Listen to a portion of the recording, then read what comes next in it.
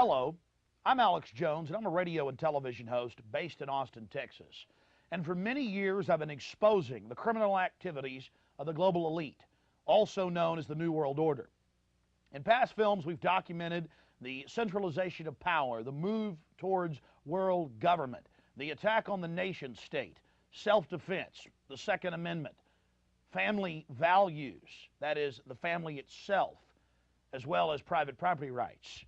But time and time again in my research, I come, well, eye to eye with something that's even hard for me to believe. And that's that the elite, again, the so-called establishment kings, those that know best, the visions of the anointed ones, are obsessed with the occult, from presidents to governors to the heads of industry. We've all seen the stories of presidents and first ladies obsessed with their astrologers making national policy decisions upon their recommendations, spiritual guides, shamans in the White House. My friends, it gets far worse than that. Now, I personally am a Christian, but even an atheist should be concerned about the information we're about to bring forward in this new documentary film, The Dark Secrets Inside Bohemian Grove. You see, for over 120 plus years in Northern California, in Sonoma County, on a 2,700-acre secluded redwood grove, leaders from around the world, prime ministers, chancellors, presidents, governors, again, the heads of industry, banking, academia, the media, Hollywood, only a select few, a little over 2,000 people, travel there to engage in bizarre, ancient Canaanite, Luciferian, Babylon mystery religion ceremonies. At least that was the rumors.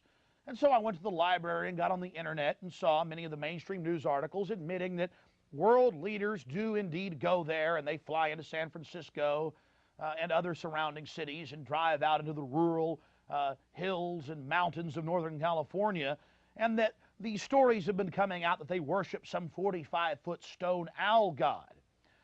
And then I began to read some of the documentation on this Moloch character of the Old Testament, mentioned many times in Leviticus. That's in the Bible. Why are world leaders traveling to the middle of nowhere to worship this thing? Well, I had to check it out for myself. And I'm proud of my team. Mike Hansen, Violet Nichols. They traveled with me there. We talked to some of the locals discreetly. We successfully infiltrated, with the help of some of the locals and Channel 4, World of Wonder, British television that teamed up with us.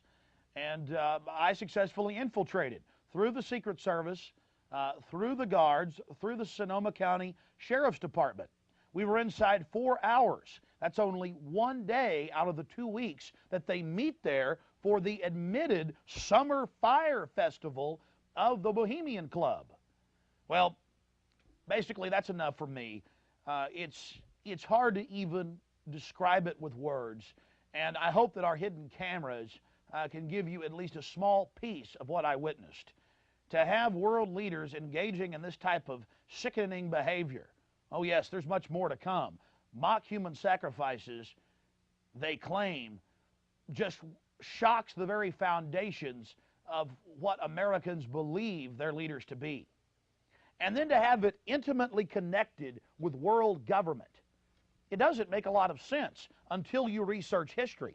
All throughout history, spanning back into the midst of the beginnings of civilization, we see world leaders from the empires of old, from the Aztec kings and priests to Babylonian leaders, to ancient Rome, engaging in twisted behavior.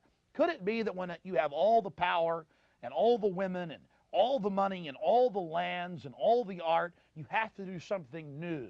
You have to go against the basic grain of humanity. You have to get off in a sick way. That's what we witnessed in Northern California, July 15th, 2000. Get ready to go inside the Bohemian Grove.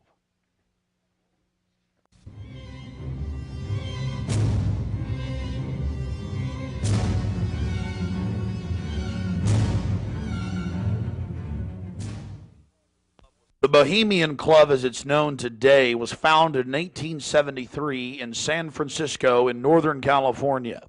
Many of the club's original annals, dating back to before the turn of the century, admit that local artists, writers, newspapermen, you name it, wanted a place away from the so-called backwardsness of the West Coast, the Judeo-Christian ethic. They found that place an hour and a half north of San Francisco, outside of the tiny town of Monterey. Their annals even admit an obsession with the occult and what they called Druid rituals. Amongst the great redwood trees, they revived ancient ceremonies that in truth had their roots not in the Druids, but in Babylon itself. As the railroads brought commerce and larger populations, the prestige of the club grew until, in the year 2000, it is a gathering place for the world establishment, the elite. We're about to show you some of the key evidence documenting this. It is absolutely central to understand that these bizarre activities have been engaged in going back to 1873 and are not some new fanciful whim of the trendies on the West Coast. By the turn of the century, there was already a 10 to 15-year waiting list. Presidents from Howard Taft to Herbert Hoover were on the membership roster. Not to mention, later, famous war general Dwight D. Eisenhower, later to become president. The roster of the Bohemian Club reads like a who's who of the elite. Look at this photo taken inside the Grove back in 1963. There you'll see Ronald Reagan, and sitting two people over from him, later to become president, Richard Milhous Nixon. Frankly, we don't know if these men actively enjoy the things that go on inside the Bohemian Club. But one thing is perfectly certain from the evidence. They are forced to go and attend and take part in these activities if they wish to be elevated to the highest levels of the geopolitical power structure. Take George Bush Sr., documented member. And then, of course, there's his son. Now, the last four generations of Bushes have also attended the Skull and Bones Society at Yale, well known to be steeped in the occult. Then there's Bill Clinton, a frequent attendee. Upon closer inspection, the entire federal government at the highest levels is infested with Bohemian Club members. And it doesn't stop there. America's private run-for-profit Federal Reserve Bank, from its very inception in 1913, has been run by prominent members of the Bohemian Club. Central Bank Chairman Alan Greenspan was seen leaving the Bohemian Grove only 1 month before he was appointed chairman of the Federal Reserve. He had to be a made man to be a member of the most powerful cabal on the planet. Historical records are clear from major universities. The Manhattan Project was planned and instituted and run from the Bohemian Club. All of this going on in an atmosphere of bizarre revelry. You're looking at an illustration from a November 1989 issue of Spy magazine. Spy goes undercover with Henry Kissinger, Merv Griffin, and William F. Buckley Jr. The story was clearly a shill, meant to misdirect the intensifying media coverage that the Grove was getting in the late 1980s. The writer's spin is obvious. They're just masters of the universe, big frat boys blowing off steam. We'll get back to this article later. Because you can clearly see that the mantra in the spin story has been picked up as a front by all the local media. Sure, they're elitist. Sure, they have some bizarre rituals. But what's the big deal? They're just having fun. If that was the case, why would David Gergen, presidential advisor to President Clinton, resign from the Bohemian Club and 17 other organizations when it was revealed in 1993? Organizations like the Trilateral Commission, the Council on Foreign Relations, the Bilderberg Group. But it's not just the Washington Times and the Sacramento Bee. You're looking at an illustration from the pages of Parade magazine, February 22nd, 1981. This story was the most accurate and revealing, detailing the so-called mock human sacrifice. Former German Chancellor Helmut Schmidt wrote extensively in his memoirs, Men and Powers, a Political Retrospective, goes into great detail about the secret establishment running the world. The Trilateral Commission, the CFR, the Bilderberg Group, and of course, ladies and gentlemen, the Bohemian Grove, a place that he often talked about being a wonderful hideaway, a place to spend time with Nelson and David Rockefeller and to talk about world government and steering societies. On page 225 of Men and Powers, he talks about it being one of the most astounding places he had ever visited in the United States, and how that feeling intensified over the years with subsequent visits. The book goes on for page after page discussing the corporate, private, governmental infrastructure of world government. Going back to the Spy magazine spin piece, they have lots of rosy illustrations of drunken establishment types dancing around having fun with the rituals going on in the background. They even admit that they wear bizarre Ku Klux Klan style robes. And there's even a photo released by the Grove of the ritual being engaged in. They talk about the incredible security surrounding the Grove. And they even admit that a corpse, a sacrifice, is borne across the lake. But it's all in good fun.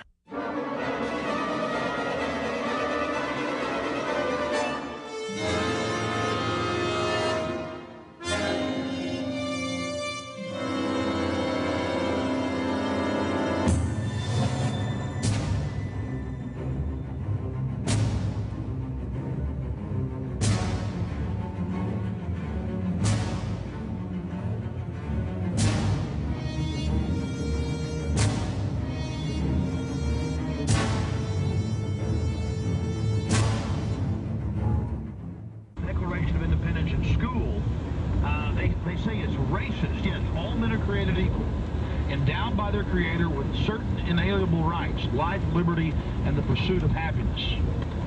When in the course of human events, I mean, come on, people, all men are created equal? How is that racist? Well, that's what the Black Caucus says in Pennsylvania. And the media goes, yes, racist, don't be racist. And of course the Black Caucus is being manipulated by their globalist banker masters. It's not even a black-white thing. It's just anything that's good for the country is racist, is backwards, is stupid. Remember the story I read last week? Then we're going to go to your calls. The review of The Patriot out of MSNBC. It's actually a review of the reviews. War of Words over The Patriot, Hollywood's horror over conservative family values is the headline. It says, The Patriot is right-wing hogwash bathed in an old, timely golden glow, writes Aaron Berger of the Washington City paper. Now the disgruntled homeschooling SUV buying. How you doing? Alex Jones. The Republicans have this deal every year where they even admitted in the papers they burn satanic effigies, run around naked in the woods. Former presidents. It's called Bohemian Grove. We're going to go infiltrate it and get in and document what they're doing. Where's this at? It's north of San Francisco, on 2,000-some acres. Been doing it for 100-some years. It's even in the Sacramento Bee and papers. I mean, this is how arrogant they are. I mean, they don't admit the naked part, but they burn this thing called the cremation of care, and it's actually Moloch worship, which goes back to Babylon, where they'd have the great owl and they heat it up inside the Bible. They throw the baby in. They even admit it. I mean, but they don't throw a baby in. They just burn the stuff inside. And stand around in like red robes, red Ku Klux Klan robes. Needless to say, we're a little bit jittery. At least I am. Well, these two know what they're getting into. But we're meeting the British media, Channel 4, national media there. There he was.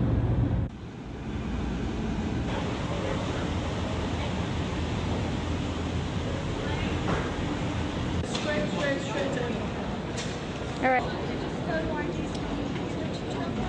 Do you have your photo ID, Mike? International ID card, Hanson. Chuck Ross. Chuck, good to meet you. I almost crushed my hand. Yeah, I just, I saw you on the program the other day, and everything sure was good. And so forth, and I think more of them started getting involved. Well, folks are starting to wake up. That's what it's all about. I hear you talking. Yeah. I remember you saying the other day you were going to San Francisco. We're going to have your program live this next week. Yeah. Good tag for you here, Mom. We'll have it the following week. Yep. You want to check? Yeah, we got to check that. Okay. Well, it's got already got a tag on it, doesn't it? Yeah. Bag's still plenty. Rodney plenty. Awesome. Thanks. Do you want to hook us up? All the way to San Francisco. You'll have a good trip. Chuck, you be careful, bud. We got it. All right, let's Starting to like it. Hey, Violet. I'm starting to like it. you like that little camera? Yes. I know, but it's about you and your mission, so fork it over. Okay, let's go. It's me.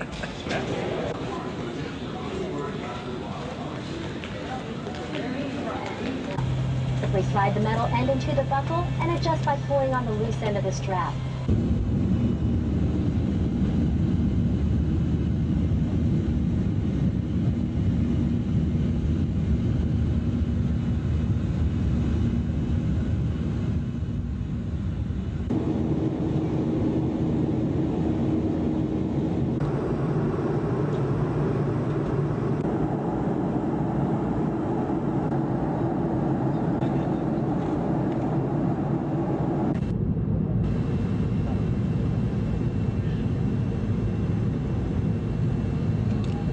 There's a Golden Gate too, honey.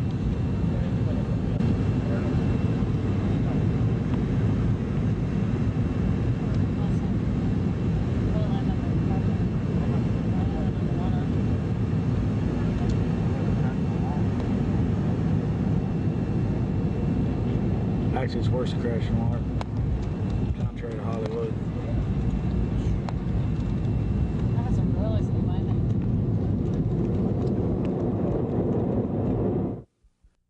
After landing in San Francisco at the International Airport, we traveled through the city, across the Golden Gate Bridge, into deeper Northern California. Northern California, home to the giant Sequoia redwoods. From there, north to Santa Rosa, going west on Highway 12, the gateway to Bohemian Grove.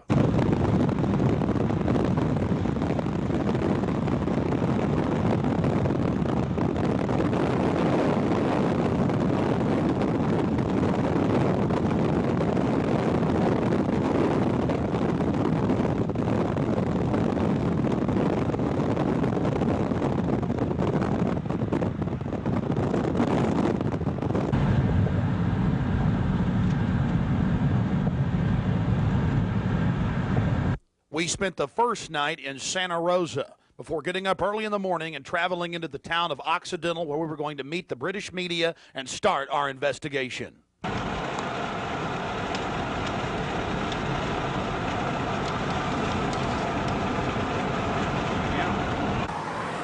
Well, here we are in Northern California, right outside the Bohemian Grove. The fruits of nature. But I'll tell you this, I don't worship it and sacrifice things to it. Let's go find out what's going on. Yeah. All right. Well, here we are, folks. Turning on to the Bohemian Highway and Bohemian Grove.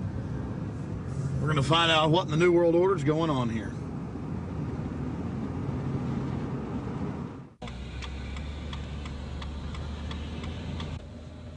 Did you get that, Hanson? Yeah. I'm back there. Oh, that's that guy. I think you're parking.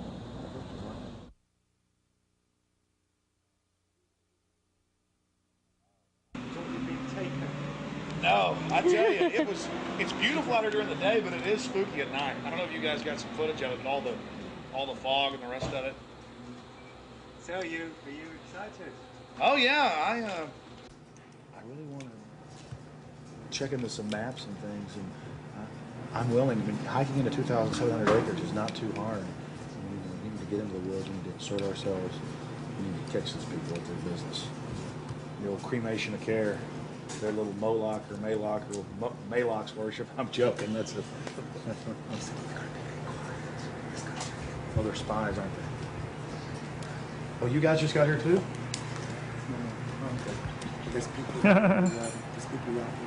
Camera wars. Stereo. I'm gonna hang out in the woods till it gets dark. I've got a map.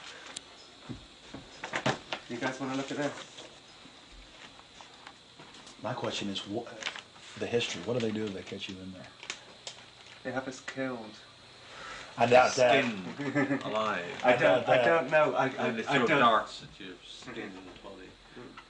Hanging upside down from a redwood tree. I doubt that. No, we'll see. No, I think they'll just check us out. Check it out. What about me? Because I'm a woman, I can't really sneak in, can I? I mean, You can't I go can. in. You've got to stay. I've got to stay. Yeah. I've got to stay behind in the spooky Occidental Lodge. My only question is there a fence all the way around the property? No, just trees. Okay, here's the big question. What farmers or ranchers living here are going to blow my ass off if they see me sneaking across? Because I have no problem. If there's a road, if I can be shown a way to insert myself into this with Hanson. But then I need to know where the cremation of care, what day they're supposed to do it, where this pond is. Tomorrow night at dusk. Okay, that would mean that from the area, and this will actually take some real planning because I didn't have these maps like you guys do. I'm gonna need to know where I'm supposed to get in here at. Where there's a road, where. Well, this guy tonight will give you a really good briefing. Yeah, Okay, this guy that's good. tonight knows everything. And you think you can trust him? Well, yeah. We'll be the judge of that. I'm not gonna end up tied down on a pentagram with Henry Kissinger's fat belly hanging over while he's naked with a big dagger, am I? I just want to make sure. That's a joke. Just the thought is very... Like Governor Bush running around in a pink tutu, foaming at the mouth with a purple wig on, am I? No. Supposedly I hear that's what they do, so... I don't know. I think they do these things, but the question is why? And these power brokers, which bomb innocent countries and slaughter people and, pump the food chain full of garbage and just everything else they do, it's probably something fun for them. They really get off on being bad little boys. And rule the world. I mean, this is, for some people, this is the secret room. Well, I mean, certainly in the whole class system, it's the pleasures of class. And now what class is, the power that you have is something different. And to me, I mean, from my research of Bohemian Grove, and you guys have obviously done more, I've read a lot of mainstream articles, alternative, talked to people, talked to some guests. It's really where people go in there to do whatever they want to do. So there are probably people sitting around fishing and probably people sitting around doing something completely different. Yeah, that looks like it could be a fun. Yeah, that's... Okay, there's the stage. Right, that's where the talks happen. Because they've got this amphitheatre, and they have these kind of talks, and this is where George Bush gives talks and people like that on this stage. Oh look, there's the lake. There you go. Lakeside talks. There's the lake. There's the shrine. See, right there. That's where. Honey, come get a shot of this. Now, where's this river? This is near the Russian River. Can you see it? Now, see, here's the shrine of their devil owl, which they even admit has its roots in like Babylon, and the Druids had them and everything else. So all over the world, this weird owl shows up. Some cultures, they've thrown children inside the bowels of this burning owl. That's historical. We've all read in the Bible about throwing your children to idols inside their, So it's weird behavior, definitely, so it needs to be investigated. And plus, it gets the adrenaline up. Thrill seekers have to have more. But here you go, honey. Right here, the shrine. You can zoom in on that, Mike. I'm saying honey to my girlfriend, Violet, not Mike here. We're getting real bohemian now, aren't we? This is... Honey, we can get a close shot right here. But it did sound like that she's definitely leftward leaning. Then we get into the whole semantical debate about is there a left and a right, and to me there really isn't. There's a command and control on one end and anarchy on the other, and I want to be on the middle of the real spectrum.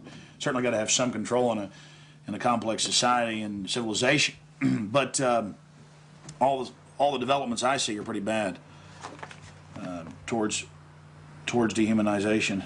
And now you got the UN demanding everybody sign on to this International Criminal Court. And they're telling the U.S. if we don't sign on, it won't matter. If 60 countries ratify, we'll be under its control. I mean, we're here. We're at global government now. When they're saying they're going to have some world court in the Netherlands that they'll take anybody they want to. In fact, I was reading some of the talks that they've given and they've released that the Bohemian Grove has discussed, and it's all population control, world courts. You're talking 20 years ago. So definitely some stuff's going on here that's pretty important. But is it the ultimate elitist retreat? I would imagine those we don't even know the names of. This is probably just one more steering committee where they bring in a lot of underlings and high-level corporate chieftains that really aren't the upper top echelon, make them feel important, and then implement some type of strategy. From the stories I've read and things that happen, I mean, it is pretty well documented that people run around naked. They have orgies. They go into town and have orgies, and these are world leaders. I got a serious problem with that. Just by the very nature of how this, to me, Bohemian Grove is probably a way to compromise people. You want to be in the New World Order Club. It's like a big kid fraternity. And just like in fraternities, you have to do weird things. Here, you probably do weird things. But I got a problem with governors and presidents and prime ministers and corporate chieftains running around and doing this when they have so much power over what happens in the public domain. They have a responsibility to disclose what they're doing. So I think it is important, like you were saying, to somehow try to maintain some security and not be way out in the open because they'll call in a bunch of security. And the Bush might be here this year. The Bushies, George W. I hear, like he often is. I hear he really enjoys himself here. I think Henry Kissinger will be here. Yeah. Well, if I got a stink detector, we'll be able to find out where he's at. I was like, everything evil you can imagine, Kissinger's always involved in it. Isn't he a Republican, though? I'm not a Republican. That's the point I keep making. This whole Democrat-Republican deal is a complete... People always go back to that, though. Probably like in your country, you've got Labor and you've got the Tories over there, and it's all the same people behind closed doors. It's just a big joke. And your leadership, our leadership, it's all the same people. I mean, you do see a fight going on, but it's two different management teams of the same system, you know, bidding for control. What I call them the CEO jobs of Slavery Incorporated.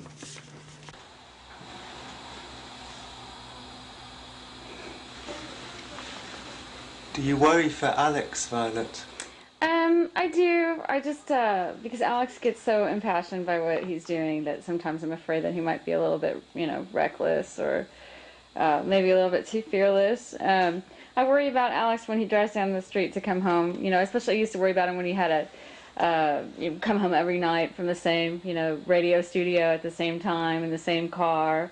And, you know, I worry about him sometimes when he's late getting back in the studio and he doesn't give me a call. I mean, you know, he is putting himself out there, but I think the fact that he's in the public eye as much as he is really, you know, keeps him safe to a certain degree. So maybe something like this is, yeah, well, you know, people might not necessarily know where he is right now, you know, people that listen to the radio or whatever, so it's maybe a little bit more risky, and it's a little creepy at night up here in the woods, you know. And you're definitely not dangerous. You're not going to do anything stupid this weekend. Well, I mean, dangerous to what? Dangerous to myself? Are these people dangerous? They certainly may be, but I'm completely nonviolent when it comes to just going out there and trying to get the information. That's what I'm trying to do. I mean, I'm an activist first and foremost, but also a journalist in that I'll make some jokes and speculate occasionally because I'm a radio talk show host. But when I say something that I believe, I have to be on target about it.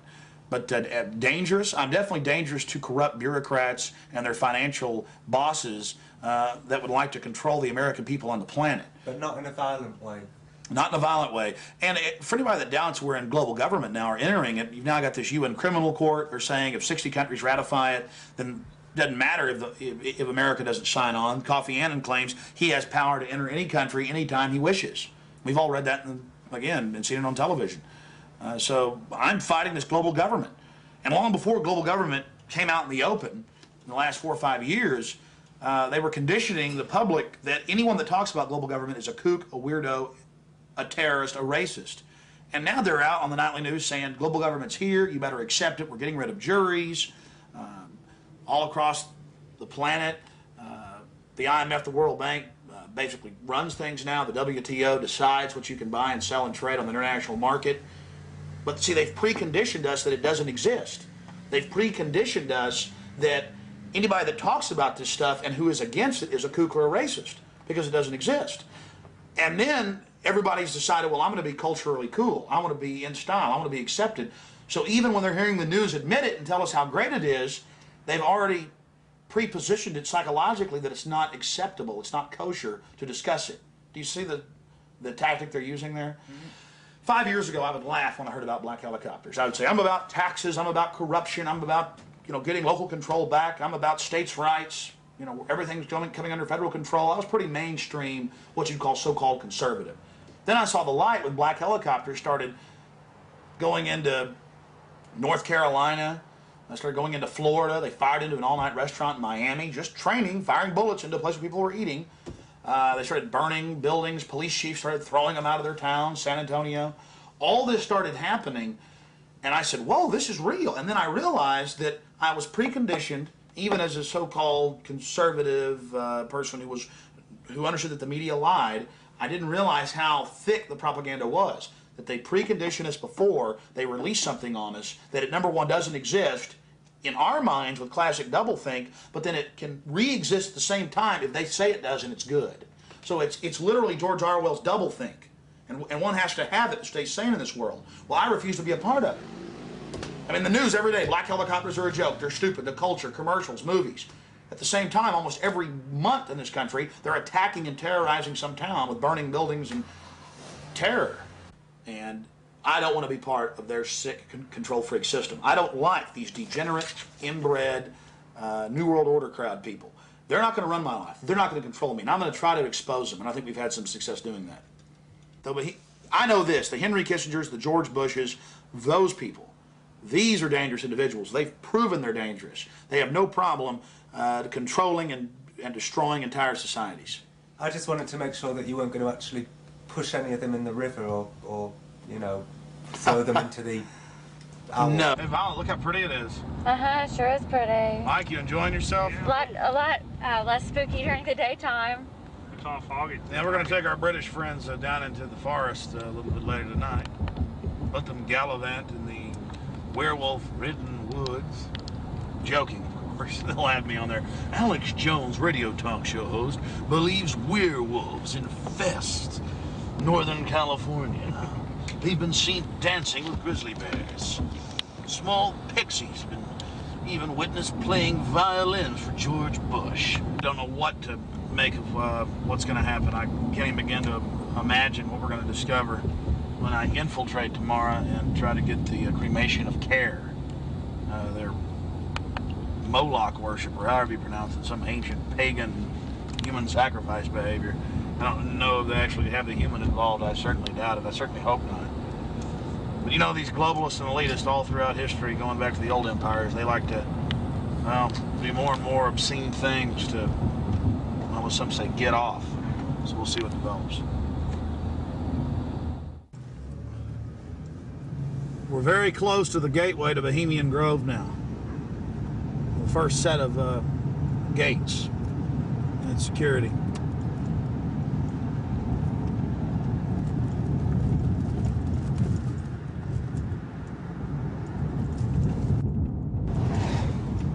They have a small guard check at the front, and then they have a larger second one. Not a through road.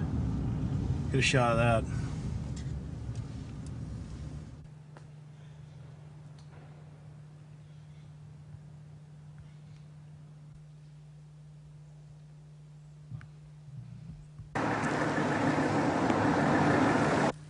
There's a guard gate right over it, a small guard gate, and then back further, an even more elaborate guard gate with surveillance cameras, you name it.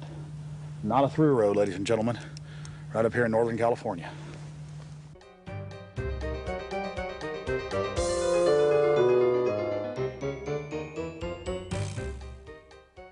How you doing, sir? Okay. Camp Meeker? Yeah. Oh, I'm Alex Jones. I make documentaries. I'm just curious, what do you think about Bohemian Grove? I used to work there. You used to work there? Yeah. And now you work at Camp Meeker? No, I don't work. Yeah, I live in Camp Meeker. Oh, you live there? Yeah. Well, that's great. Did you ever watch the cremation of Care? No. No. What'd you do at the... I just worked there. But, I mean, yeah. you never saw him march around in the red robes? And no, no. Oh, really? That doesn't go on? But yeah, I get it. Okay.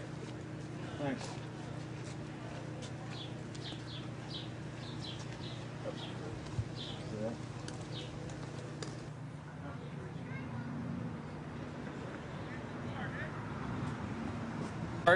What have you guys heard about Bohemian Grove? Oh, I don't know. Bunch of rich people, right? Have you ever heard about the 40-foot stone owl and the mock human sacrifice? I heard about it a little bit, yeah. Roll that window down. We're going to talk to you. Hold on. We'll go around here. I don't know. Oh, yeah? So what have you heard about the... Oh, I just read stuff about it in the paper. I don't know. Some people don't like it. They protested or something weird. But what about the 40-foot stone owl and the mock human sacrifice? You say you heard something about that? Well, just what I read about in the paper. Oh, the paper admitted that? Well, no, I don't know if they admitted it. They just said people go protest it. It supposedly happens. Sounds kind of weird. Does sound weird to me. Yeah.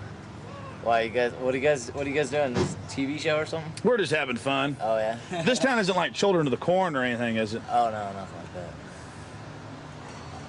I'm sure. I don't know though. Supposedly lots of people go there.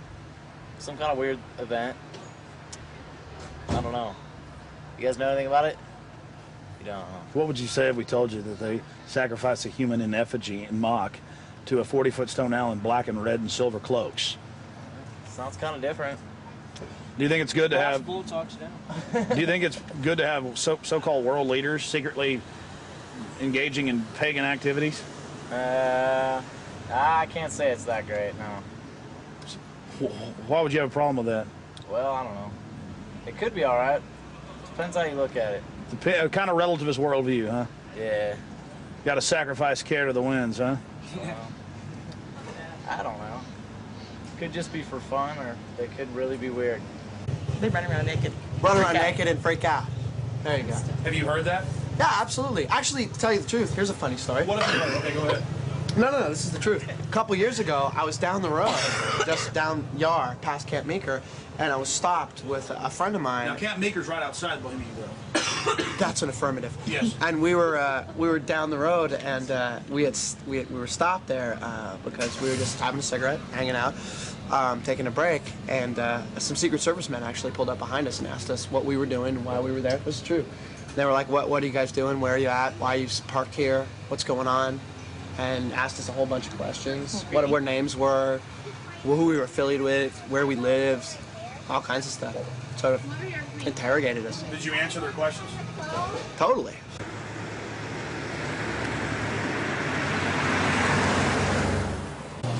I don't know. We always hear there's like big, fat, rich guys with prostitutes there. Really? Yeah. What about the owl and the rituals? I don't know anything about it. Never heard about the rituals? Rituals. Ritual killing of a human sacrifice of a human? Nope. Never heard of it. What would you think if that was going on? I think it's pretty weird. Wouldn't be that surprised. I mean, it is our government after all. Hey, thanks for talking to us, bud. You know? Hey, I like your shirt. Declaration of Independence. Yeah. All right, man. Take care. All right. We're talking about the Bohemian Grove and trying to see what locals think about it. And how it's all secret and all these fat cats there and the supposed strange rituals that go on. Are you a local? No, but she is. What do you think about the Bohemian Grove? Well, I know what they call it. Let's see. It offers a lot of employment. Offers a lot of employment? Mm-hmm. What's going on there? What kind of rituals do they do there? I don't know. We're talking to locals about what the rumors are. What are the rumors? About a big 40-foot stone owl and simulated human sacrifice. Oh, no. Oh, I don't know about that, but it's politicians that come, that vacation there. And it'd be really weird if politicians were acting like they were sacrificing people, wouldn't it? No, you can't trust politicians, you know. Oh, really? They might be doing it, huh? They might, yeah. Who knows? I mean, the politicians, you know. I hear you, bud. Hey, good talking to you. Right. Appreciate it. You guys take care. Good luck. Hey, those are some pretty flowers. That's the sweet peas. Those are real, folks. Yeah, they're real. You guys have a good one. You too. Yeah? Yeah. This area is in trouble. Yeah, we are. It's in big trouble. No, this is a wonderful area of the country. We're just asking locals what they think of the Bohemian Grove. The Bohemian Grove is a wonderful place. Have you been there? Yeah, I've been in there a bunch of times. What'd you do, work there? Or Worked there, yeah. Yeah. It's, you know when it's the most wonderfulest time? Is when nobody's there. Oh, it's a beautiful area? Yeah, yeah, very beautiful. It's got big trees. Have you ever been there for the cremation of care? No. So you've never been there for the rituals? No. You ever heard about them? Yes. What have you heard they do, sir? Nothing. They got that tree that looks like an owl. Tree that looks like an owl? Tree or rock, or it's a carving, or it's where the stage is. But have you heard what they do during that? No, I have no idea what they do during What would you that. say if we told you they burn a human being in effigy? They don't really do it. They burn it in effigy. I don't know what that means. Well, they have like a dummy that looks like a person under a black blanket. Huh? They take it up there and burn it. Oh, I don't know. Pretty weird. Huh? Pretty weird. Yeah, I've never seen that. How long you lived around here? I don't know. How old am I? 20, 40 years? Yeah. Really? Oh, your whole life? Yes. What's your name, sir? My name is Raul. Yeah, this is Vital Roots. How long has Vital Roots been here? Couple years. Couple of years. The Bohemian Grove? Yeah. Yeah. A lot of politicians, a lot of big wigs, making a lot of big decisions. Oh, really?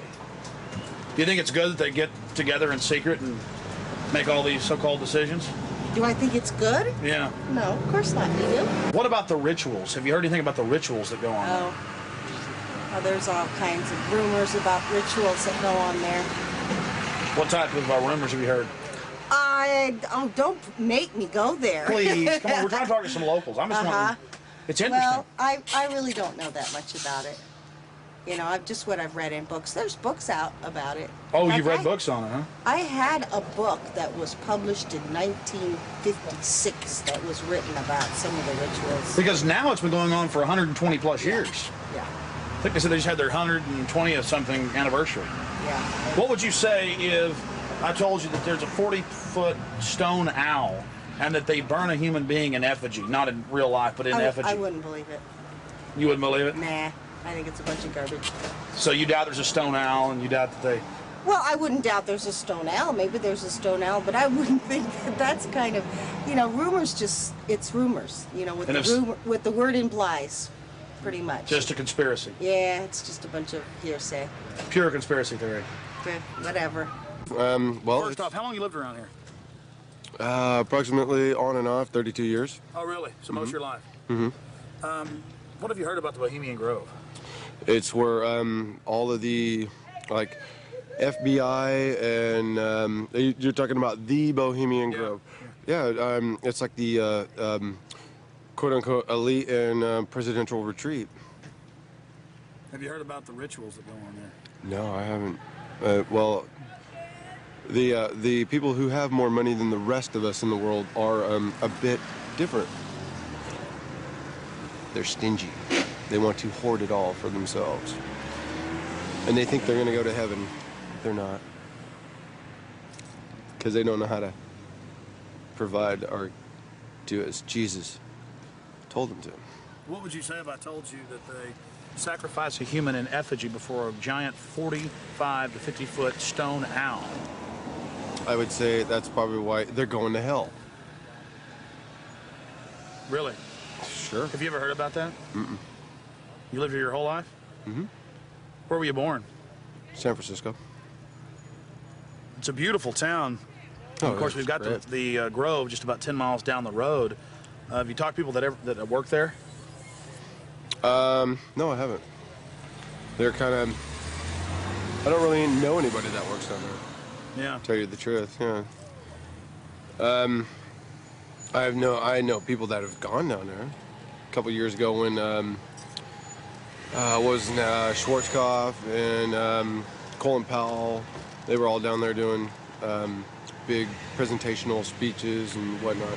I've heard about that, but, you know, and presidents that have gone there for the retreats and whatnot. And I've heard it's also a quote-unquote elite men's club only.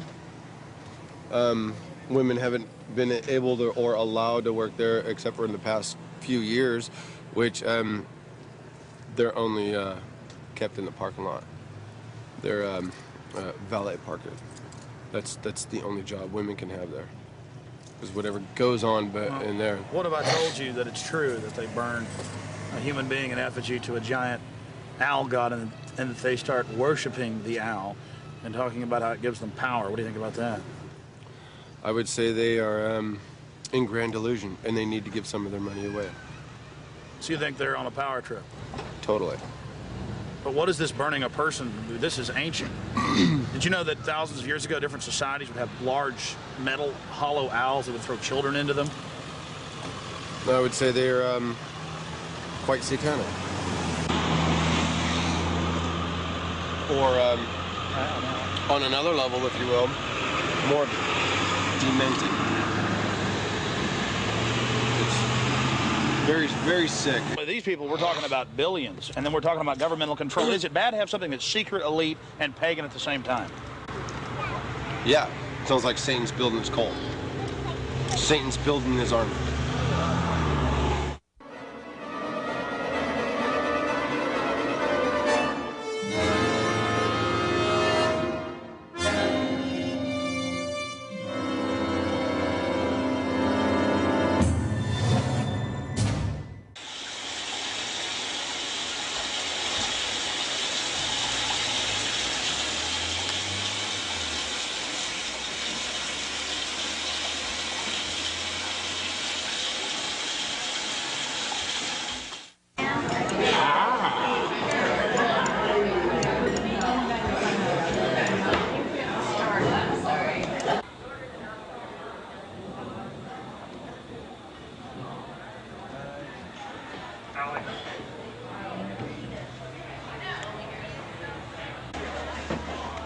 Do you want to meet our pet snail here, Alex? Wow. It's got one sachet full of sweetener in him. It's really going for it. It's going wow like that. Oh, you've been feeding him sweetener? No, he fed himself. So he came up on here. We started there, eating the sweetener. In fact, there's the evidence. See, he's been in there. Yeah, he has too. And then he went down. Oh, then he went over here. And then he went down there. Now he's a bit lost. No, thank you. Pretty snail. I think it's probably bugged, actually. That's a federal agent right there. Hey, you know, a guy came up to us just now. This is one of the new breed of high-tech federal agents. All this is in there is just tech. This guy came up to us just now, Alex. Nanotechnology micro beast. I'm sorry, what were you saying? He came up and he said, "You work in the Grove?" First question. He said, "You work in the Grove?" Yeah, and he had a big bushy beard, and he looked like he'd had a lot of acid in his life. Really? Don't What'd know you that, say? no. I said, yeah. And he said, oh yeah. And then he started talking about the weather for half an hour. So we don't know what to make of him. Now, yesterday, you were talking to an Australian who lives around here now. Yeah. He was talking about the FBI. Yeah, this Australian we met yesterday. He's been here for 3 years. And he says that about 2-3 months ago, the whole place was saturated with men in black, FBI, Secret Service and everything, going up and down the roads, checking everything, checking houses, everything from bombs and stuff, and then they all disappeared, and they were looking out for undesirables in the area who were persuaded to go. That was his story. And now we're going to talk to him. And now we're going to infiltrate. I think we should go and see what we can see. The public has a right to know. They do. The public may have a right to know, but the people in this cafe, I think, shouldn't know. I agree. Well, you've got to go in up the road that says no through road, because we've got to sit in the car and get a shot of you going up the road. So you've got to go in. You've got to be the guinea pig. But you're a brave man, Alex, aren't you? No problem, yeah. So that's cool. I wouldn't ask a man who wasn't as brave as you. All right, it's no big deal. I'm just gonna go in and make sure everything goes good. I'm sure you guys will come right through fine too. My only concern is figuring out the right type of baggage to carry this in, also still shot camera. Well, I personally would recommend that you wired yourself up with your what's it called? Hidden camera. Yeah, your hidden camera that's in the shape of a pager. Problem is, we got some stuff on last night. We checked it out, but it's very unwieldy, not trustworthy. Right. If I can just get in the woods with this, it's over. That's true. And even if I'm going early now. I'm probably going about 3:30 with Mike, and we'll just hang out inside in case they throw me out. I'm still getting back on the property. Oh, so you're gonna go in way before Rick gets here? Yeah. Ah, okay. Well, cool. Well, we'll just sit in the car. But I mean, you understand why? Not because I want to hang out in there all day. It's because I've got to get in. Because if they catch me, then I'm gonna sneak back in. Mm-hmm. Yeah. I will not be stopped. You know, I went with Big Jim Tucker from the Spotlight to a Bilderberg meeting last year. But that was my first time, and we got chased away by men in dark glasses, and you know, I was a bit scared then. But I feel safe with you, Alex. Well, Tucker's a good rider. Oh yeah, I like Tucker. All of this connects It kind to... of defeats the motive of it just being a tie and a pager. Doesn't it? But the whole thing is that, I guess, if you have it all inside your bag because you've got... Yeah, it's really only about like and that. this is TV, so you get good quality, I guess. I mean, all the you know. wires condense in like that, and they just run right up, and it's no And big so deal. everything would, of course, just fit right in my little bag. Oh, I see. So that's what. Right. Yeah, everything goes in here like this. This whole hideous mess goes inside like this. Stuff on top of it. And maybe the wire, because you do have to have like the microphone up somewhere, would kind of like maybe feed through the shirt or be poke a hole in my shirt or whatever.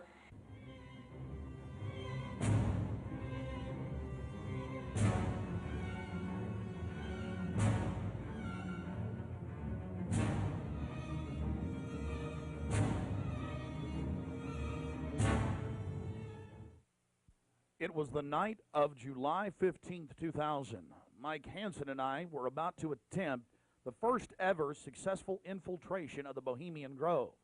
Others have tried and failed. No one has ever actually made it in and out with video evidence. After careful planning, we decided the best tactic would be to insert ourselves in the main entrance into the heavily wooded area, entering the gorge by stealth and getting into the main parking area. From there, we posed as Bohemian Club members, thus entering the inner sanctums of the New World Order.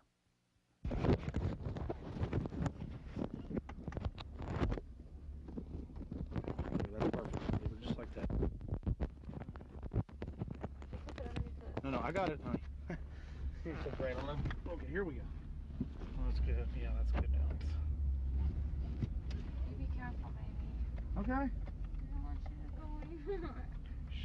I'll be safe. Don't worry about it, guys. Come on.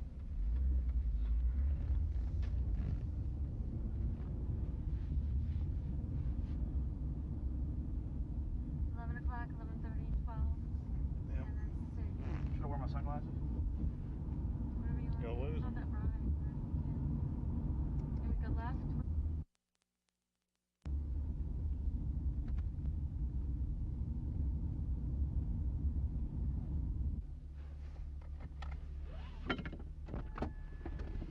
I love you. Be careful, Mike. God bless. Yeah, pray for us. Keep the evil off of us. Be careful.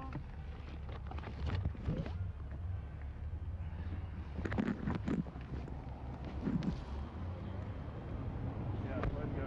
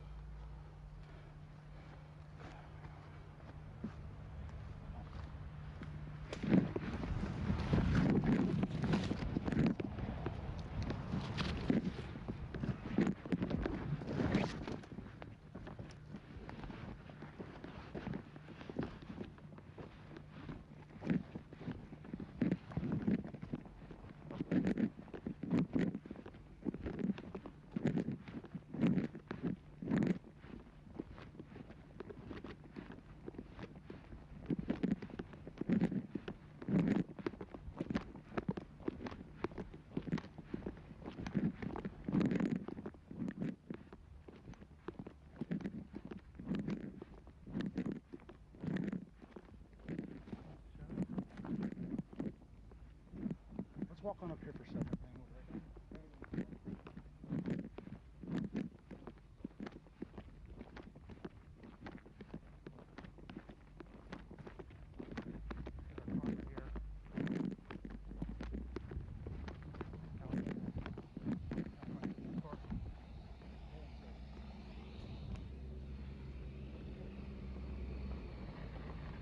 When's the next shovel coming?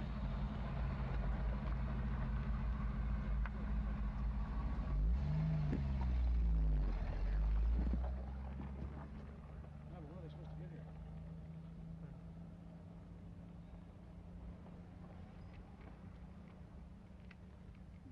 I don't know.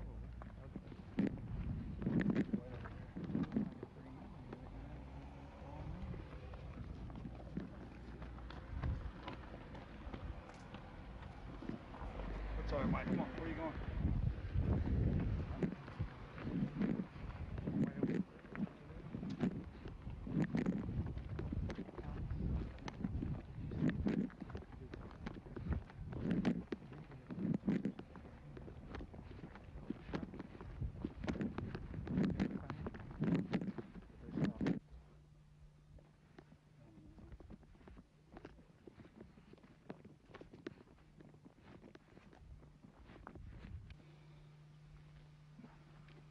We're in.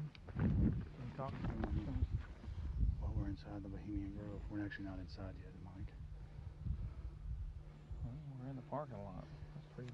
Yeah.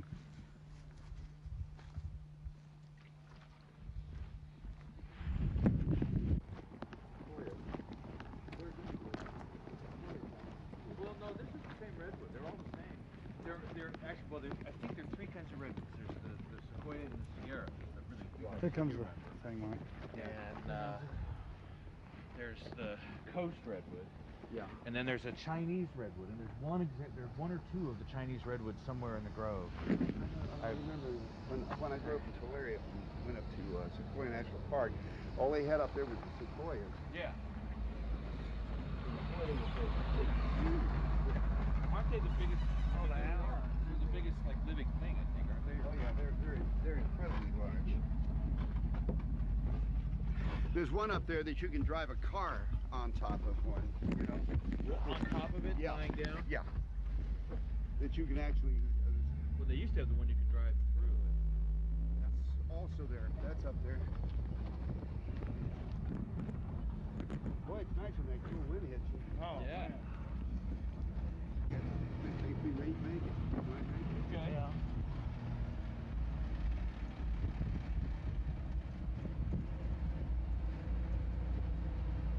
How much did the road cost? This thing? No, the road. The rope. The road. The road. That you Oh, bought? that. Oh, road. Oh, rope. It was 88.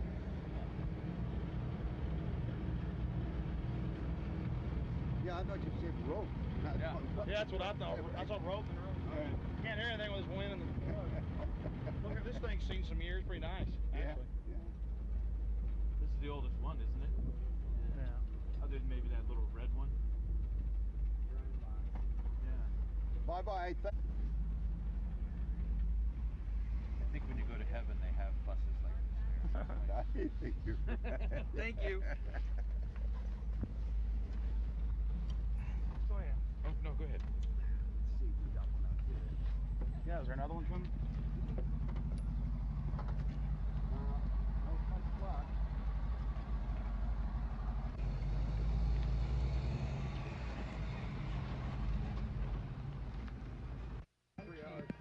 Yeah. It's like chicken with water.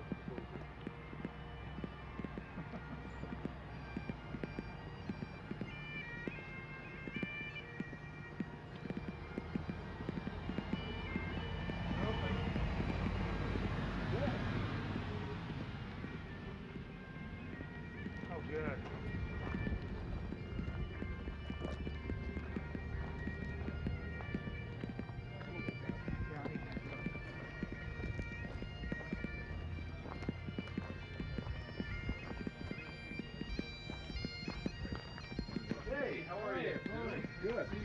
Your father visited and all that? Yeah, yeah.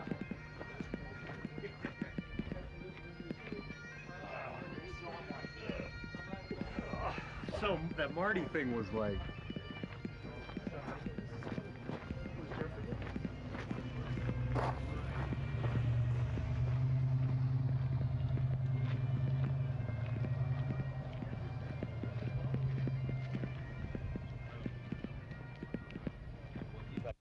We don't have time in the documentary to show you an entire tour of the 2,700-acre compound in the middle of the gorge. Besides the fact we didn't even have time to see but about 20% of it in between dodging security personnel. Unfortunately, we were using digital tapes that were 1 hour. Several of the confrontations were not caught on tape. We had sheriff's deputies, Secret Service, you name it, question us on who we were. We just told them we were with the hillbillies. That's where the Bushes stay, you know, because we've got Texas accents.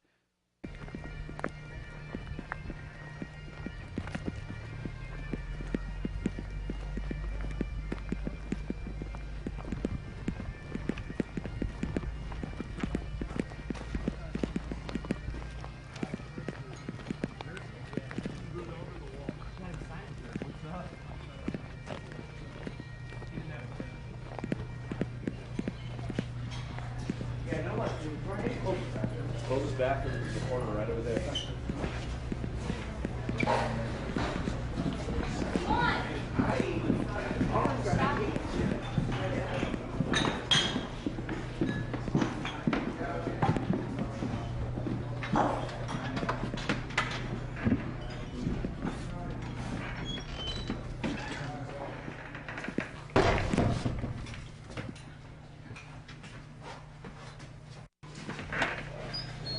Oh, there they are, friend. Yeah. How's it going?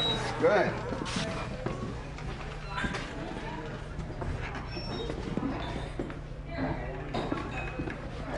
Oh, that feels good. Oh.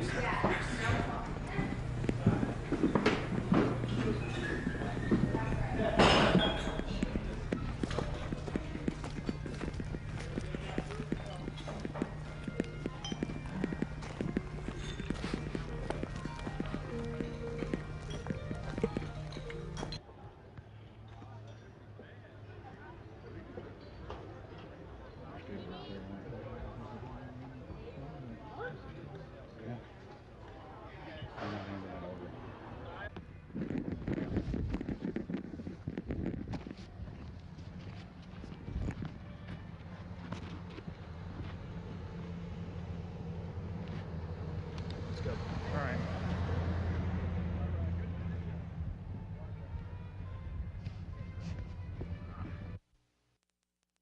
Just one of many signs sporting French with skulls adorned with other trappings of death. We also saw signage with Latin and other ancient languages. Now we're about to let you see a little bit of what's going on with the great owl.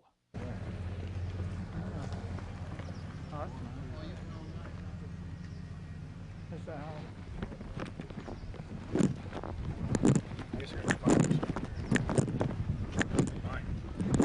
I'm getting this. I'm getting bold. This is the owl. I'm getting this, Allie. Let's get out of here.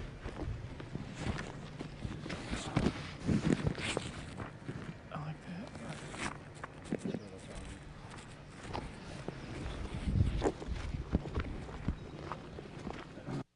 Here you can see the bottom of the stone owl with the altar and the eternal flame, a Aladdin lamp style urn that continually burns year around, we're told.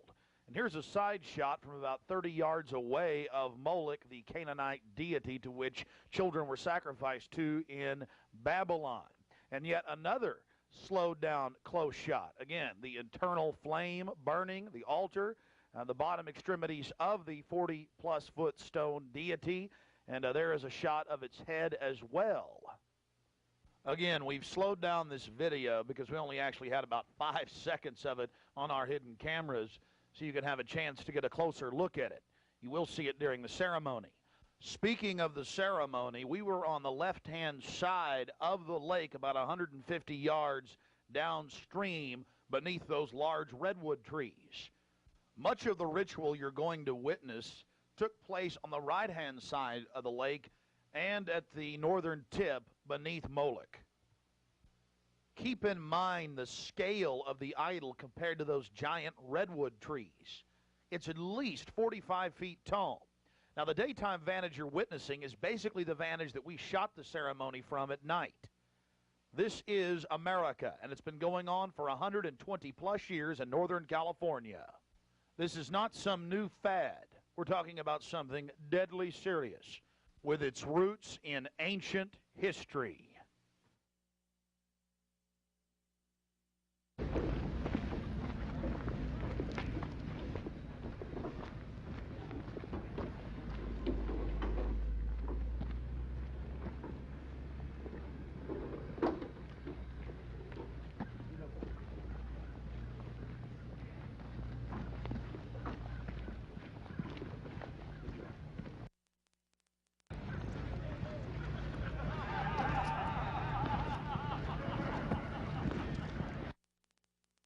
Had the bright idea of going into one of the camps, which is one of the few mistakes he made. Not that we both didn't make a few. Oh, and my mistake? I just forgot my fake name. Y'all recognize it as part of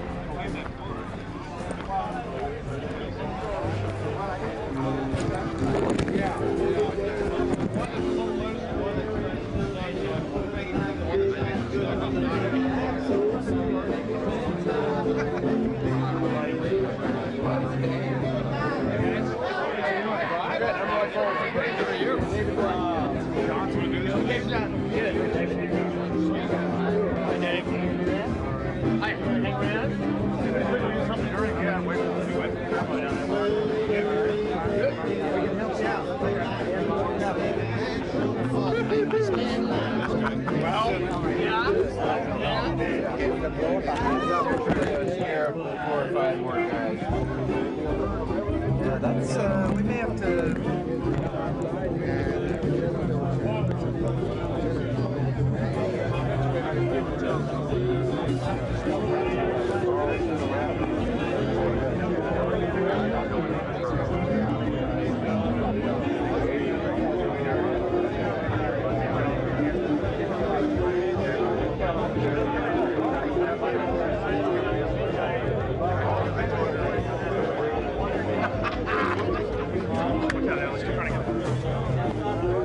A thirsty man. Look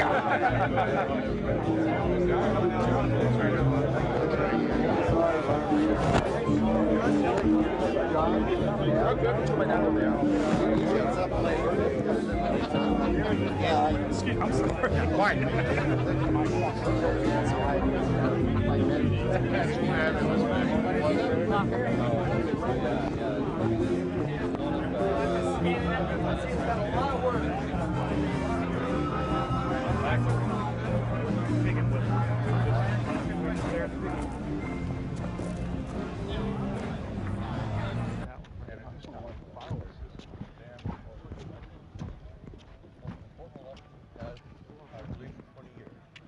Reagan was a turning point for us. Didn't realize at the time it was. And anytime I shoot. Turning point for us. Oh, really? So many liberal Democrats in their time to change things around. It was all live? Was that right? No. It's probably as accurate as you know. Yeah.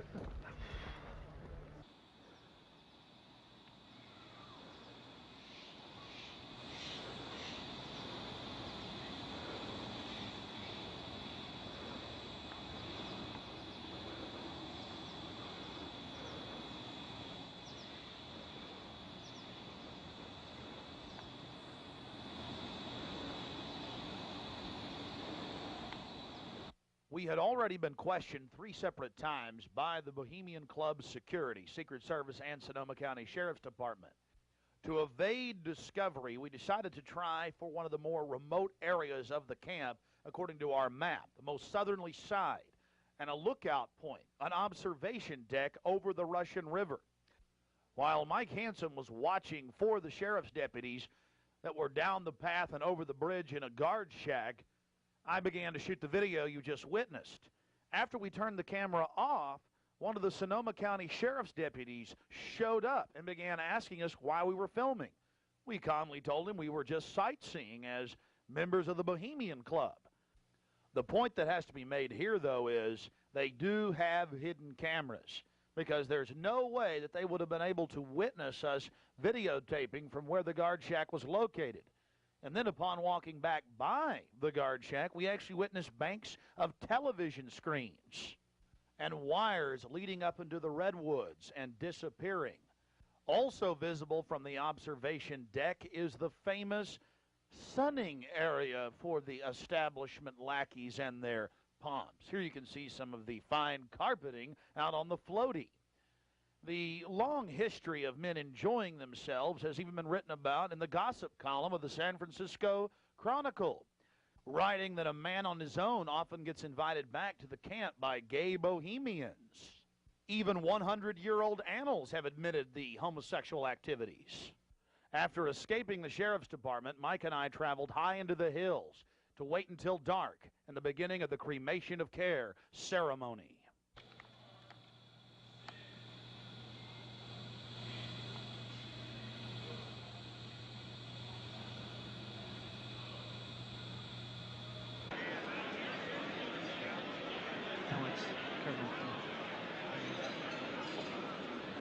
Before the cremation of care, all the Bohemian Club members begin a massive feast of revelry. He's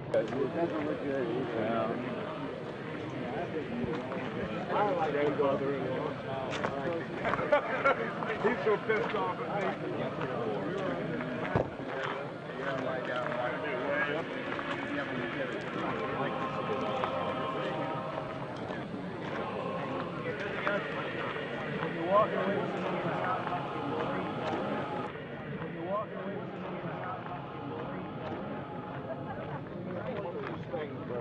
After the feast, cult members travel from the main dining area under the trees out to the eastern side of the lake, where they congregate and prepare themselves to properly thank their deity.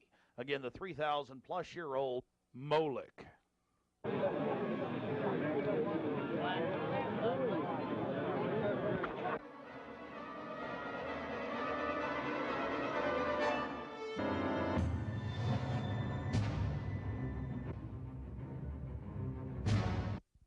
The occult activities are coming up. And then after the actual ritual, we're going to give you some more of the history surrounding it.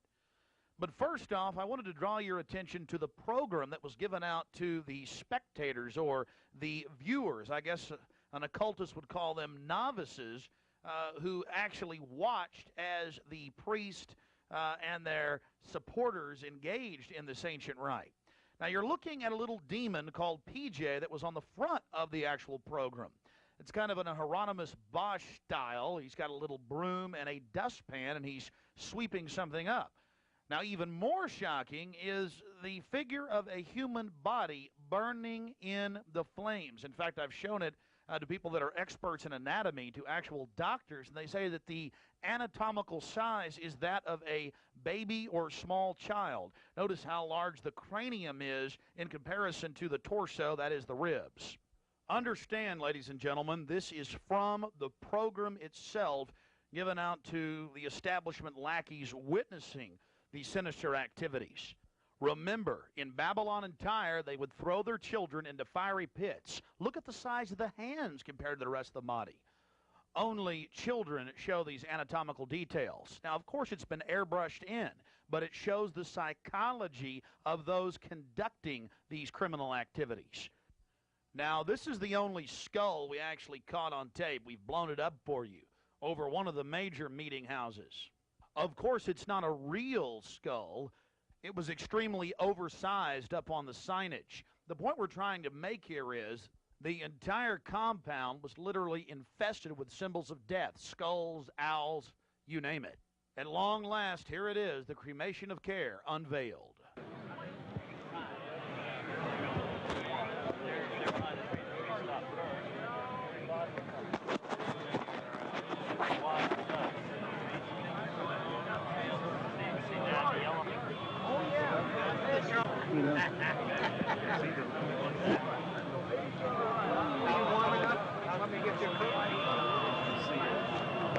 Yeah, try to keep it covered up until.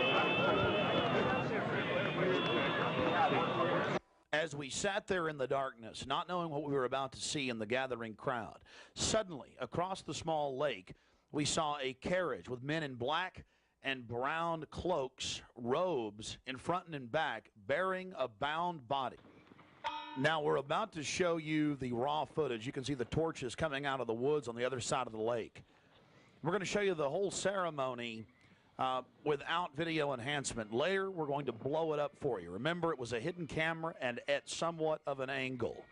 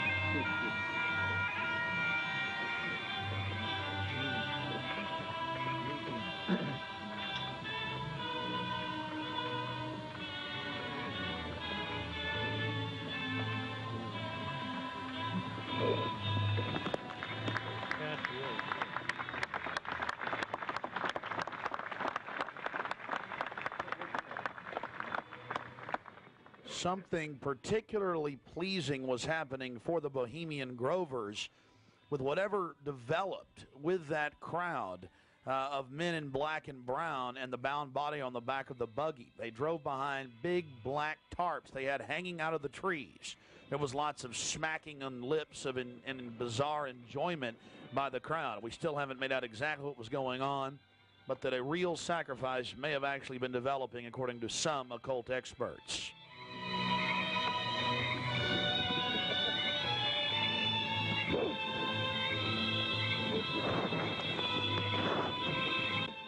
All the time in the darkness across the small lake, the men in black were doing something behind the dark curtains hanging from the redwood trees. Then after about 10 more minutes of music, suddenly all around the owl activity began. Here is the main central part of the ritual. The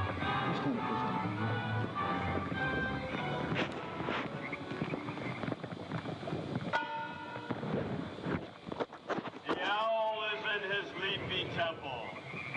Let all within the grove be reverent before him. Lift up your heads, O ye trees, and be ye lifted up, ye everlasting spires. For behold, here is Bohemia's shrine, and holy are the pillars of this house. Breathing spiders, come not near.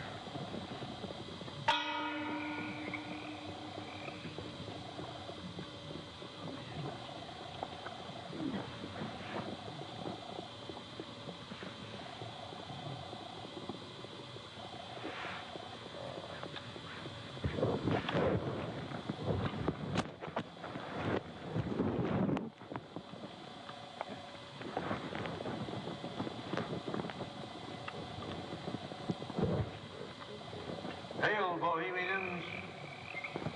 With the ripple of waters, song of birds, such music as inspires the sinking soul, do we invite you into midsummer's joy. The sky above is blue, sown with stars. The forest floor is heaped with fragrant drift.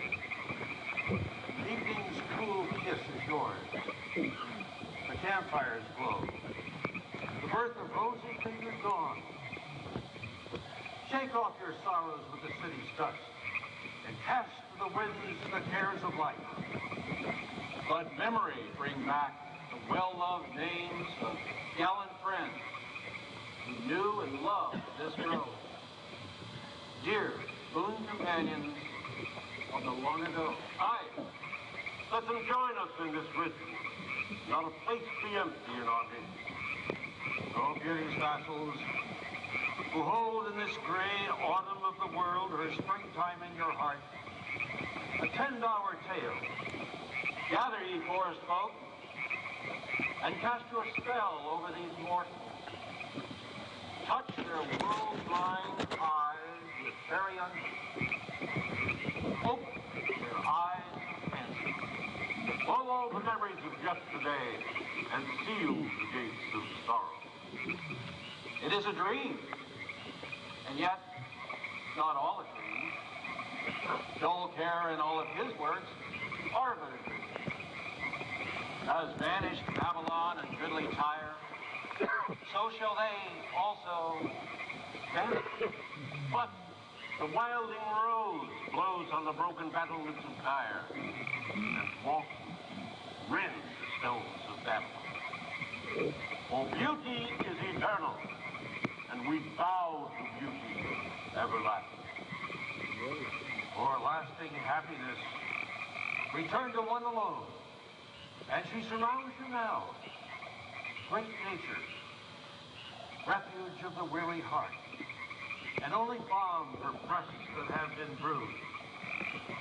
She hath cool hands for every favored brow, and gentlest silence for the troubled soul. And the counsels are most wise. She healeth well, having such ministries as calm and sleep. She is ever faithful. Other friends may fail, but seek ye her in any quiet place. Smiling, she will rise and give to you her kiss. So must ye come as children. Little children that believe nor ever doubt her beauty and her faith, nor deem her tenderness can change or die.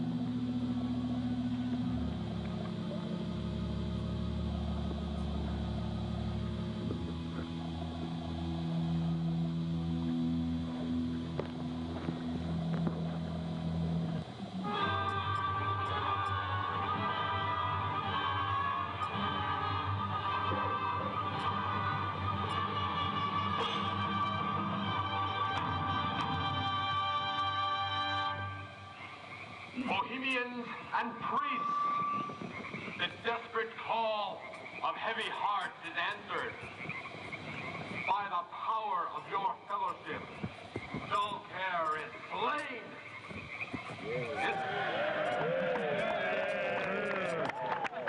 His body has been brought yonder from the funeral pyre to the joyous pipings of a funeral march. Our funeral pyre awaits the corpse of Kerr. There we go.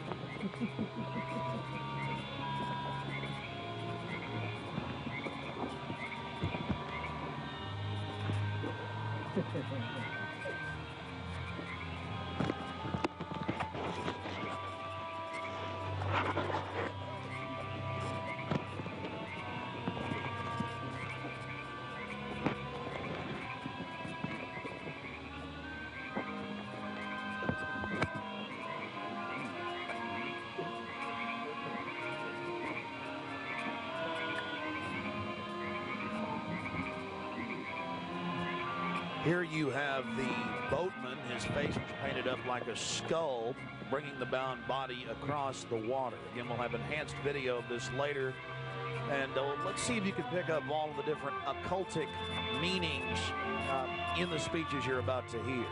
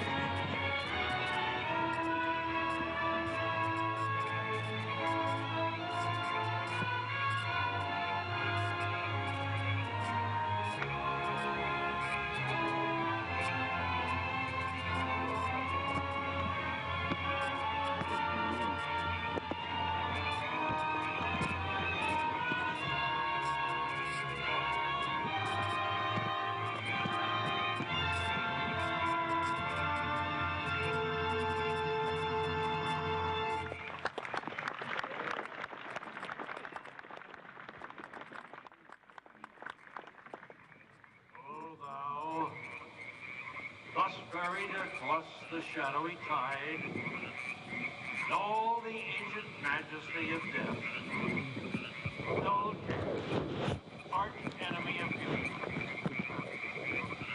Not for thee the tender tribute or the restful train. Fire shall have its will of thee, and all the winds make merry with thy dust. Bring fire!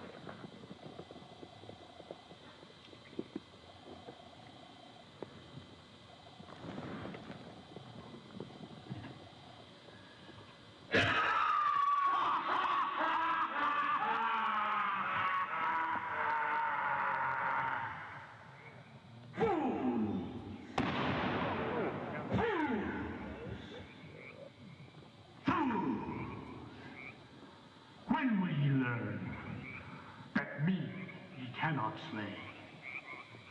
Year after year ye burn me in this grove, lifting your puny shouts of triumph to the stars. But when again ye turn your faces to the marketplace, do ye not find me waiting as of old?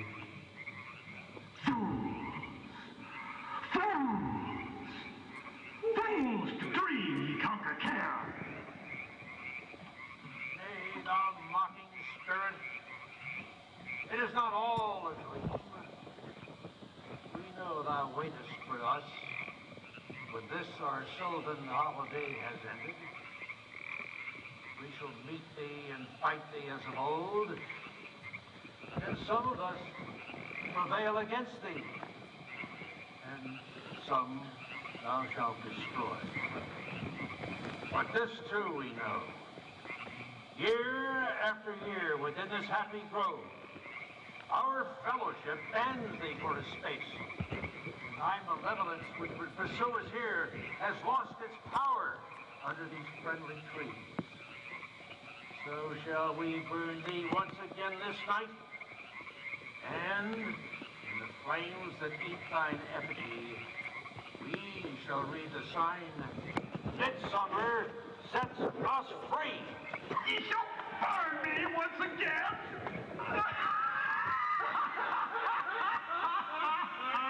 Now but these flames, which hither ye have brought from regions where I reign, ye fools and priests, I spit upon your fire.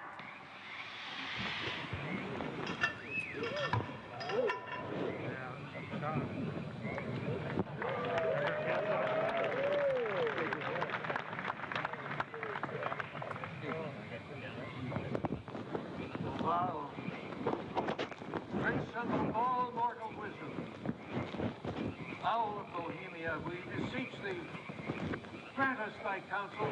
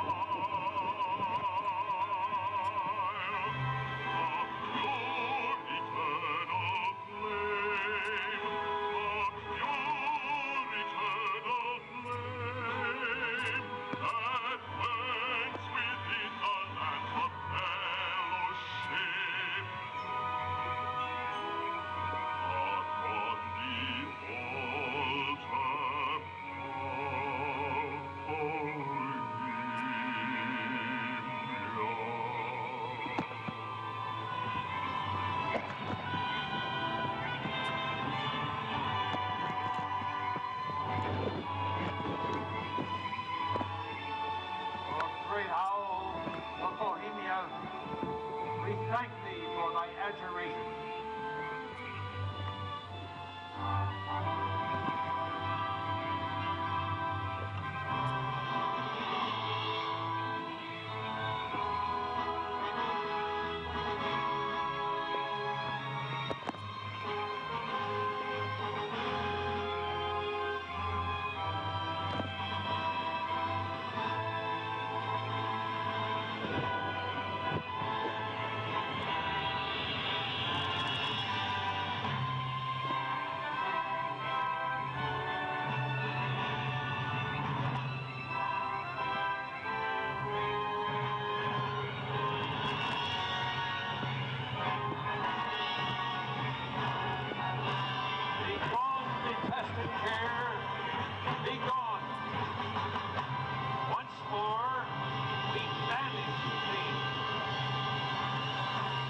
Begone, dull care.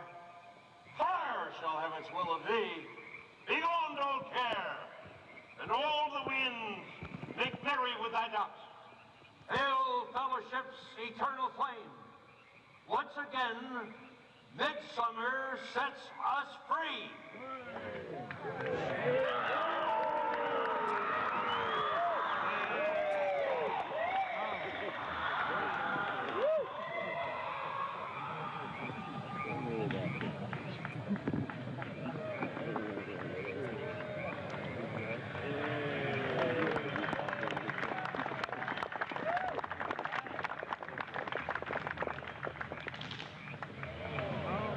There you go.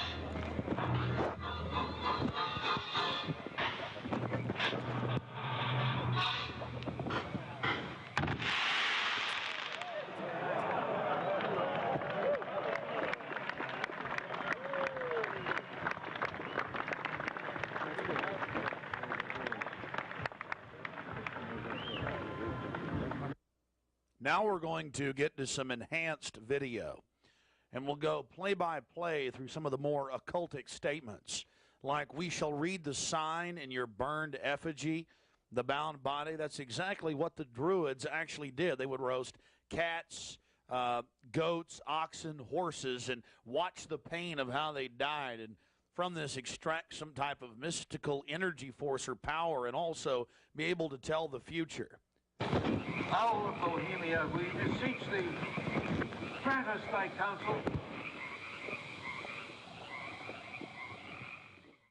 Upon further research of the ritual you just witnessed, it becomes clear.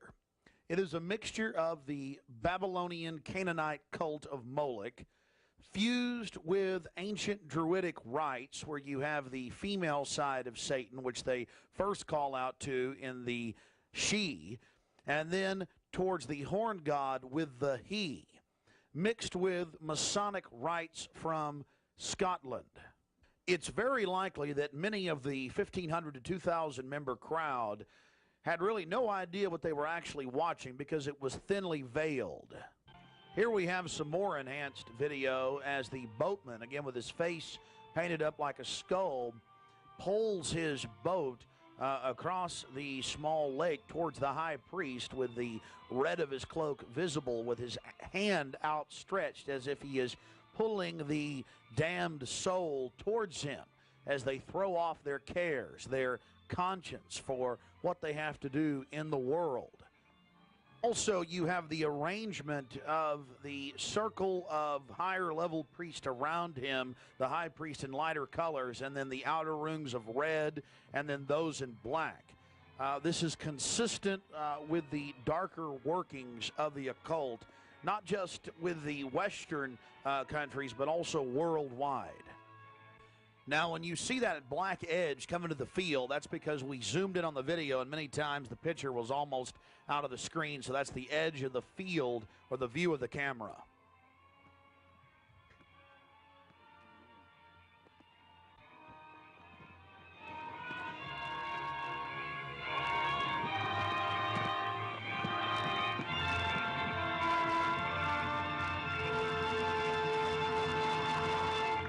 We'll get back to more enhanced video of the ritual here in just a minute. But remember PJ, the little demon down in the corner, the left-hand corner of the program, sweeping up the ashes with little horns? And how can you forget this? The image of a human body burning on the altar. Again, this is what they were handing out to those that were witnessing these macabre activities. But again, from Babylon on into ancient England, the word bone fire, meaning human sacrifices being thrown into fiery pits, turned into today's bonfire. After the sacrifice, members of the cult would sweep up the ashes of the victim and use them in future rituals. One of the things that is extremely obvious by looking at the program handed out to Bohemian Club members is the person creating the program had a deep understanding of the occult.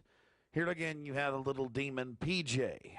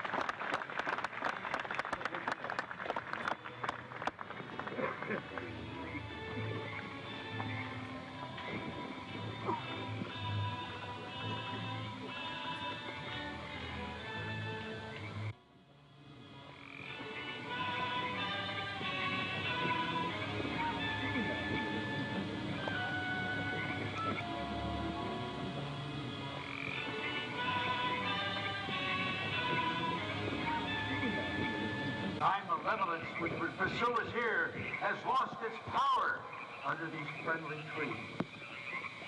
So shall we burn thee once again this night, and in the flames that eat thine effigy, we shall read the sign, Midsummer sets us free. You shall burn me once again!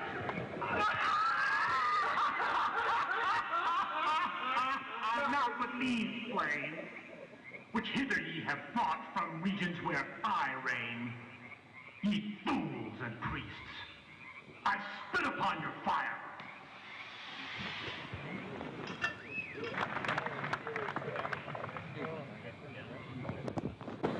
Thou, Prince of all mortal wisdom, thou of Bohemia, we beseech thee, grant us thy counsel.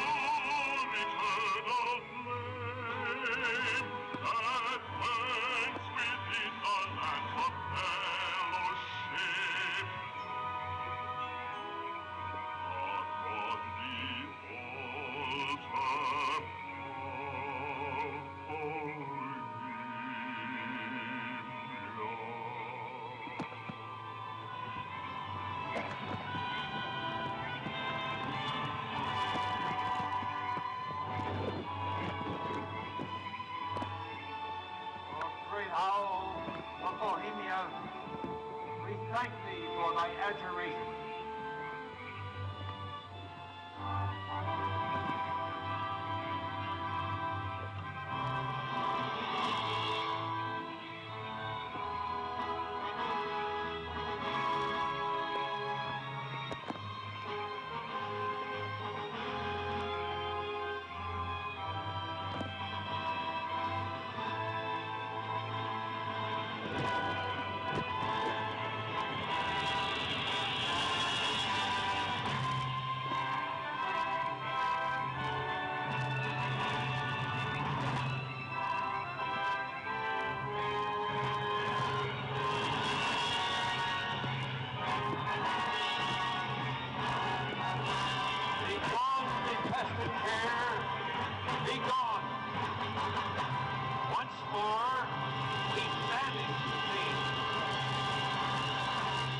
Begone, dull care.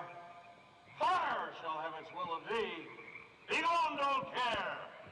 And all the winds make merry with thy dust. Hail, fellowship's eternal flame. Once again, midsummer sets us free.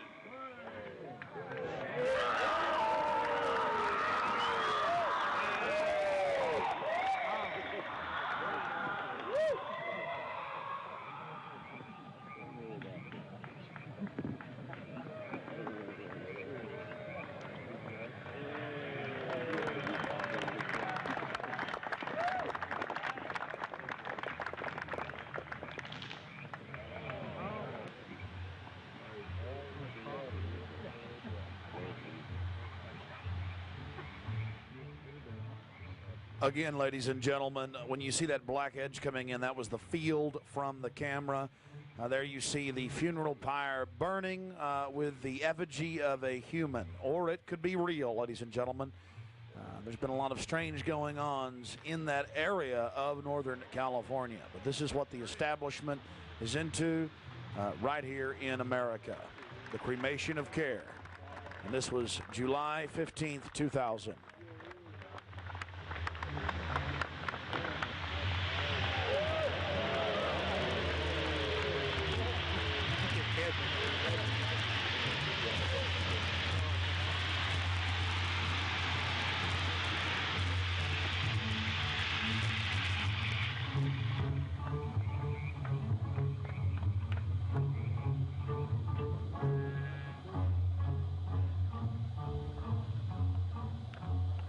These people are deadly serious, those taking part in the ceremony.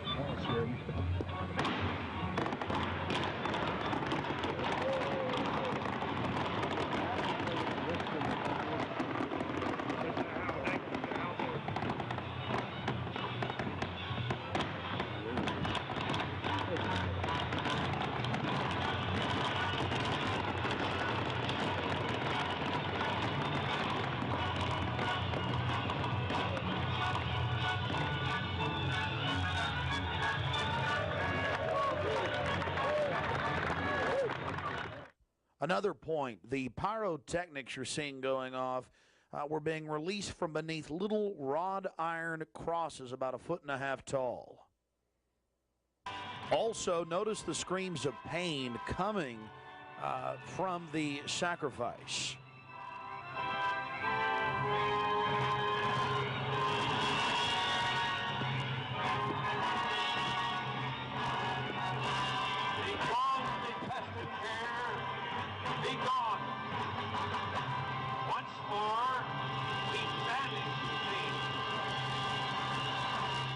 Begone, dull care. Fire shall have its will of thee. Begone, dull care. And all the winds make merry with thy dust. Hail, fellowship's eternal flame. Once again, midsummer sets us free.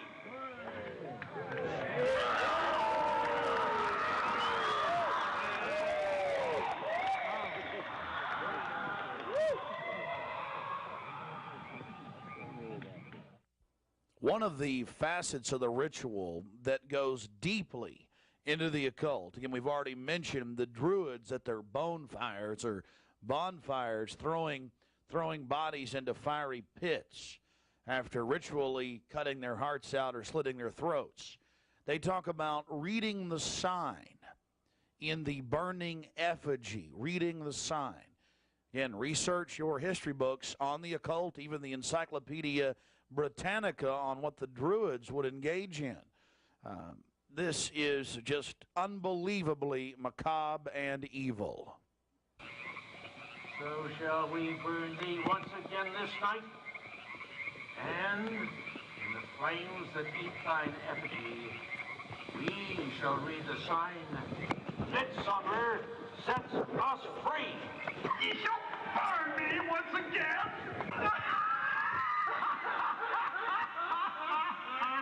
Now with these flames. Well, we're going to confront George Bush on Bohemian Grove. George Bush Jr., they've been announcing on CNN, MSNBC, on television last night and today. For the first time in history, they're admitting it, why the vice presidential decision was made at Bohemian Grove. George Bush Sr., the former president, and Colin Powell and others. So now they're just throwing it in everybody's face. We've broken the story over a week ago. July 15th, we were in Northern California. They're trying to ignore it. George Bush is down here at the governor's mansion across the street from the Capitol, about to announce Dick Cheney as his vice presidential running mate. We're going to go blow the party for him and get the information out to people. We're not going to stop. We're getting in their face.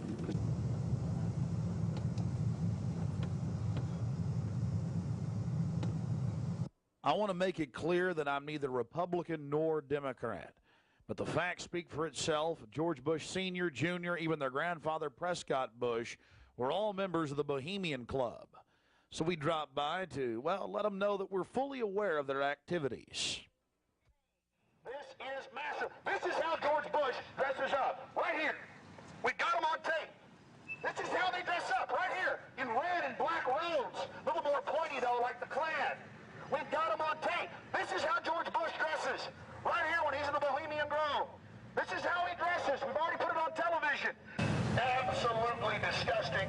George Bush isn't a conservative. He's not for family values. He is nothing but a Luciferian twit. A Luciferian twit, Bush.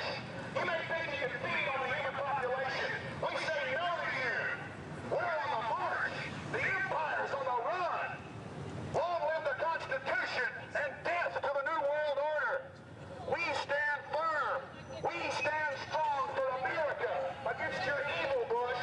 And we're going to get this story out, and we're going to continue to push it, because the truth will not be hidden that you are part of a 3,000-plus-year-old devil cult for the owl mowing from Babylon as well as Tyre. We have the high priest admitting all this. We have it on videotape. It is documented. It is documented. A Luciferian devil worshiper. Already people all over Austin are talking about it. We're not afraid of you.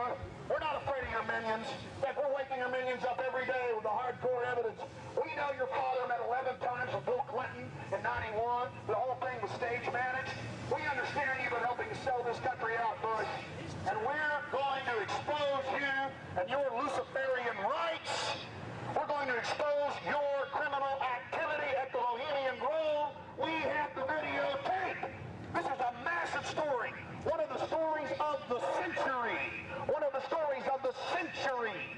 How you had the Luciferian Pope for 121 years in Northern California. I went inside for the cremation of care. I witnessed the entire debacle. Many of these Secret Service agents have been in, no doubt, protecting these people inside of this system. As we near the end of this film, it's important to understand that we did massive research on the occult. And one of the libraries we visited was that of Professor Tex Mars of Aeronautics. He also has written literally dozens of books on the occult. His library was very revealing about the obsession of elitists throughout history with the occult. Front group after front group to conceal and really subvert. But behind all of these groups, there is a small cadre or elite, a core. And what you have done, I think, with the Bohemian Grove is you have exposed one of the premier organizations of the whole New World Order arrangement, you might say. Of course, we can go back in history, all the way back to ancient Egypt, Babylon, or Greece, Rome. And I think you're going to see sort of the roots of the Bohemian Grove, but particularly in the Illuminati era, originating during the French Revolutionary days. You know, there we had the actual order of the Illuminati, with Adam Weishaupt and all of his evil philosophers, let's just call them, Voltaire and the others. And that has come up all the way to today. Hitler, of course, was a Bohemian. I think it's more Babylon mystery religion.